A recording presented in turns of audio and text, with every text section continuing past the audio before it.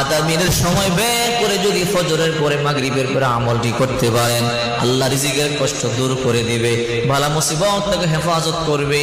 আল্লাহ তাআলা আপনাকে ফেরেশতার মাধ্যমে নিরাপত্তা দান করবে। এই আয়াত পাঠ করলে আল্লাহ পাক রব্বুল আলামিন সমস্ত বিপদ থেকে হেফাজত করবে। আল্লাহ পাক রব্বুল আলামিন রিজিক বৃদ্ধি করে দিবে। আল্লাহ পাকের সাথে এই আয়াতের গভীর সম্পর্ক।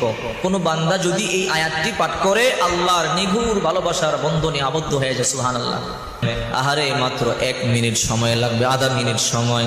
কত সময় আমরা নষ্ট করি হেলায় খেলায়, ঘন্টার পর ঘন্টা সময় নষ্ট করি। একটা ফিল্ম দেখতে 3 ঘন্টা সময় চলে যায়, খেলা দেখতে ঘন্টার পর ঘন্টা চলে যায়।